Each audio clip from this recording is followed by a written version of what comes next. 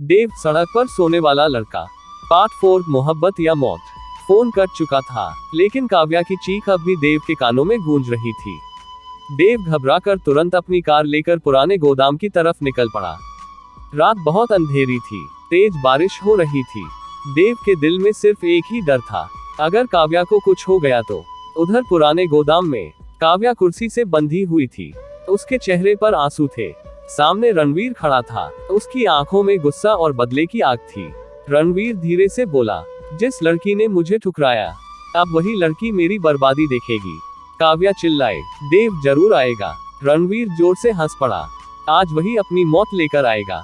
उसी समय गोदाम का बड़ा दरवाजा खुला। देव अंदर आया, भीगे हुए कपड़े, आंखों में आग और चेहरे पर सिर्फ गुस्सा। देव ने काव्या को देखा, उसकी हालत देखकर उसका खून खौल उठा। रणवीर ने बंदूक निकाल ली, फिर बोला, एक कदम आगे बढ़ा तो काव्या को गोली मार दूंगा। देव रुक गया। काव्या रोते हुए बोली, देव यहाँ से चले जाओ। लेकिन देव मुस्कुराया, तुम्हें छोड़कर नहीं जाऊंगा।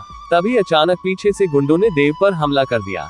लोहे की रॉड, चेन, डंडे, पूरा गोदाम लड़ाई से गूंज उठा।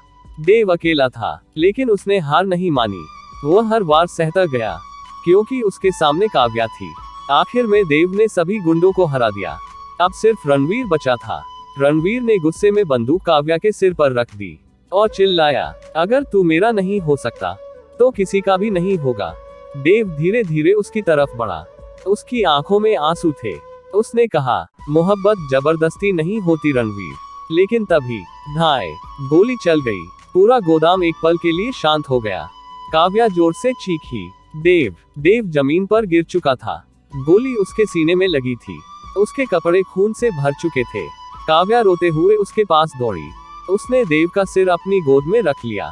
देव दर्द में भी मुस्कुराया, धीरे से बोला, रो मत, तुम्हारे आंसू अच्छे नहीं लगते। काव्या जोर जोर से रोने लगी। उसी समय पुलिस भी वहां पहुंच गई। रणवीर को गिरफ्तार कर लिया गया, लेकिन देव की हालत बहुत खराब थी। उसे तुरंत अस्पताल ले जाया गया। डॉक्टर बाहर आए और बोले, अगले 24 घंटे बहुत जरूरी है। काव्या पूरी रात अस्पताल के बाहर बैठी रही। उसने भगवान से सिर्फ एक ही दुआ मांगी, मेरे देव को बचा लो। लेकिन उसी रात डॉक्टर अचानक भागते हुए बाहर आए और बोले, मरीज की हालत अचानक बिगड़ रही है। काव्या के हाथ कांपने लगे। अस्पताल के अंदर मशीनों की आवाज तेज होने लगी और देव धीरे धीरे अपनी आंखें बंद करने लगा। To be continued. पार्ट 5 में आगे होगा। क्या देव बच पाएगा? काव्या का क्या होगा? रणवीर को कैसी सजा मिलेगी?